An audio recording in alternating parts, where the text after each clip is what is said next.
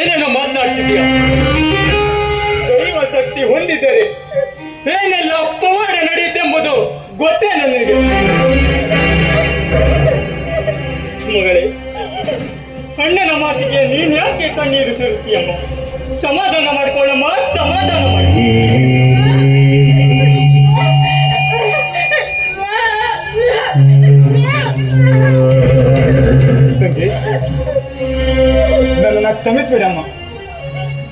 ಮಾತನಾಡುವ ಶಕ್ತಿಯನ್ನೇ ಆ ಭಗವಂತ ಕಸಿದುಕೊಂಡು ಬಿಟ್ಟದಮ್ಮ, ಕಸಿದುಕೊಂಡು ಬಿಟ್ಟ. ನೀನು ಮುಖ್ಯಾಗಿದ್ರು ಈ ನಮ್ಮ ಕುಟುಂಬದಲ್ಲಿ ಪ್ರಜ್ವಲಿಸುತ್ತಿರುವ ಚಂದ್ರ ಕಣಮ್ಮ, ನೀನು ಚಂದ್ರ. ನಿನಗೆ ಮಾತು ಬರದಿದ್ದರೇನಾಯಿತಮ್ಮ? ನೀನು ಸಕಲ ಕಲಾ ವಲ್ಲಭೆಯಮ್ಮ, ಸಕಲ ಕಲಾ ವಲ್ಲಭೆ. ಸಂಗೀತ ನುಡಿಸುವುದರಲ್ಲಿ ಈ ರಾಜ್ಯಕ್ಕೆ ಕೀರ್ತಿ ತಂದವಳಮ್ಮ ನೀನು. ಅಪ್ಪ, ಈ ನನ್ನ ತಂಗಿಗೆ ಸರಿಸಾಟಿಯಾಗಿ ಯಾರಿದ್ದಾರಪ್ಪ ಇವರು? ಅಪ್ಪ ನೋಡಲ್ಲಿ, ಆ ಹುಣ್ಣಿಮೆಯ ಚಂದ್ರನಕ್ಕಿಂತ ಚಂದ ಈ ನನ್ನ ತಂಗಿ ಚಂದ್ರಮುಖಿಯಪ್ಪ.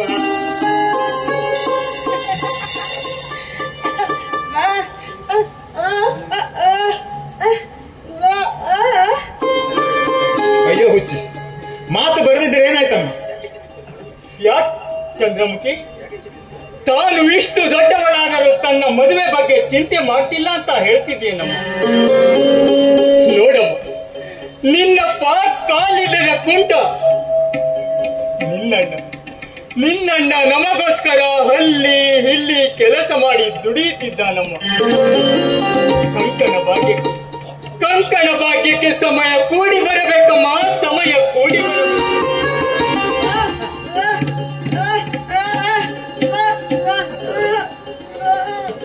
ಮಗಳೇ, ನೀನು ಸಾಮಾನ್ಯ ಹೆಣ್ಣಲ್ಲಮ್ಮ.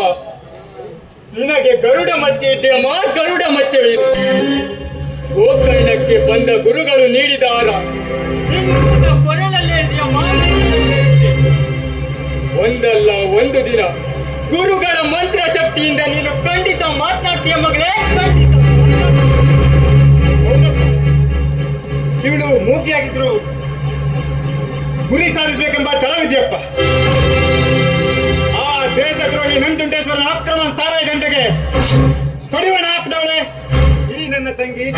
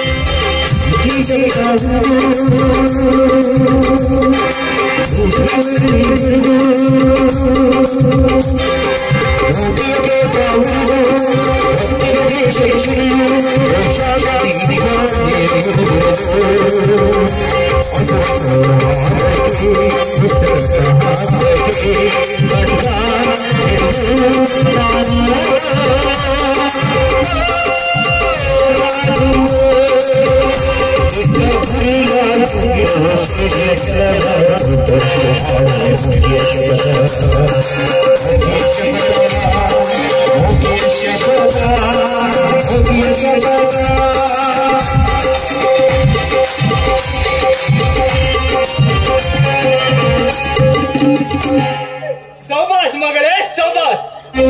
ಗರುಡ ಮಚ್ಚೆ ಇದ್ದ ನನ್ನ ಮಗಳು ಯಾವುದಕ್ಕೂ ಹೆದರಲ್ಲ ಮಗಳೇ. ನನ್ನ ಪ್ರಾಣ ಒತ್ತೆ ಹಿಟ್ಟಾದರೂ ನಾನು ನಿನ್ನನ್ನು ಮದುವೆ ಮಾಡಿಸ್ತೀನಮ್ಮ, ಖಂಡಿತ ಮದುವೆ ಮಾಡಿಸ್ತೀನಿ.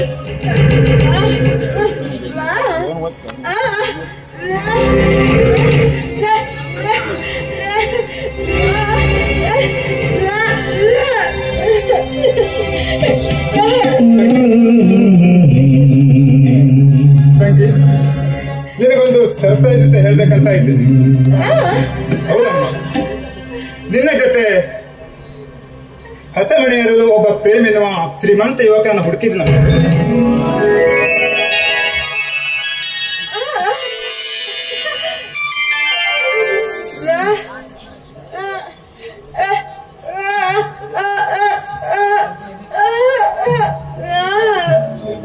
ಅಯ್ಯೋ ಹುಚ್ಚಿ, ಮಾತು ಬರೋದು ಏನಾಯ್ತಮ್ಮ? ಸಂಸಾರ ಮಾಡಲು ಮಾತು ಮುಖ್ಯವಲ್ಲಮ್ಮ, ಸಂಸ್ಕಾರ ಮುಖ್ಯ. ಅದನ್ನ ಅವರು ಅರ್ಥ ಮಾಡ್ಕೊಂಡಿದ್ದೀರಮ್ಮ, ಅರ್ಥ ಮಾಡ್ಕೊಂಡಿದ್ದಾರೆ.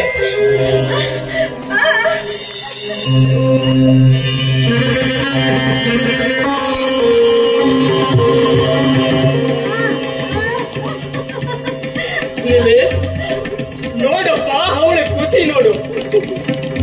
ಅದಕ್ಕೆ ಹೇಳೋದು ಯಥಾಕಾರಿ ಯಥಾಚಾರಿ ತಥಾ ಭವತಿ ಅಂದರೆ ತನ್ನ ಕರ್ಮ ಮತ್ತು ನಡತೆಗೆ ಅನುಗುಣವಾಗಿ ವ್ಯಕ್ತಿಯ ವ್ಯಕ್ತಿತ್ವ ರೂಪುಗೊಳ್ಳುತ್ತದೆ ಕಣು.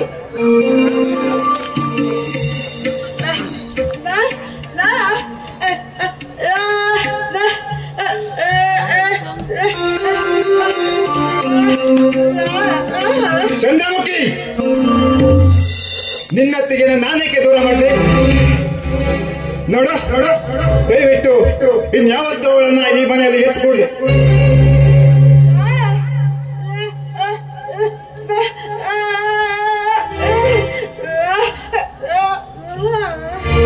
ನೋಡಮ್ಮ, ಕಟ್ಟಿದ ತಾಳಿ ಒಮ್ಮೆ ಕಳಿಸಿದ ಮೇಲೆ ಅದು ನಾಂದಿ ಹಾಡಿದ ನಾಟಕವಮ್ಮ. ಮತ್ತೆ ಅದರ ಕಥೆಯನ್ನು ಮುಂದುವರಿಸಬೇಡಮ್ಮ, ಮುಂದುವರಿಸಬೇಡ. ನೋಡಮ್ಮ ಚಂದ್ರು, ದೋಣಿ ಒಮ್ಮೆ ದಿಕ್ಕು ತಪ್ಪಿದ ಮೇಲೆ ಅದು ಹೇಗಾಯಿತು, ಏನಾಯಿತು ಅಂತ ಪ್ರಶ್ನೆ ಕೇಳುವುದು ಸರಿ ಅಲ್ಲ ಮಗಳು. ಎಲ್ಲವೂ ವಿಧಿ ಲಿಖಿತವಮ್ಮ, ಎಲ್ಲವೂ ವಿಧಿ ಲಿಖಿತ. ಹಿಂದಿನ ಇತಿಹಾಸವನ್ನು ಕೆದಕುವುದು ಸರಿಯಲ್ಲ ತಂಗಿ. ನೋಡು, ಈ ಹುಣ್ಣಿಮೆಯ ಚಂದ್ರಮುಖಿ ಸದಾ ಕಾಲ ಪ್ರಜ್ವಲಿಸ್ತಾ ಇದ್ರೆ ಅಷ್ಟೇ ಸಾಕು ಅಲ್ವಪ್ಪ? ಅಪ್ಪ, ಈ ನನ್ನ ಪ್ರೀತಿಯ ತಂಗಿಗೋಸ್ಕರ ಒಂದೇ ಒಂದನ ಹಾಡನ್ನು ಹಾಡ್ತೀನಪ್ಪ. ಯಾಕೆಂದ್ರೆ, ಹೌದಮ್ಮ, ಯಾಕೆಂದ್ರೆ ಇನ್ನು ಕೆಲ ದಿನಗಳಲ್ಲಿ ಈ ಮನೆಯನ್ನೆಲ್ಲ ಬಿಟ್ಟು ಈ ನನ್ನ ಮುದ್ದಾದ ತಂಗಿ ಇನ್ನೊಬ್ಬರ ಮನೆಗೆ ಹೋಗ್ತಾಳಲ್ಲಪ್ಪ. ಅದಕ್ಕೋಸ್ಕರ ಪ್ಲೀಸ್ ಅಪ್ಪ. ನಿಲೇಶ್, ನಿಲೇಶ್, ನಿಮ್ಮಿಬ್ಬರ ಸಂತೋಷನೇ ನನ್ನ ಸಂತೋಷ ಕಂಡು.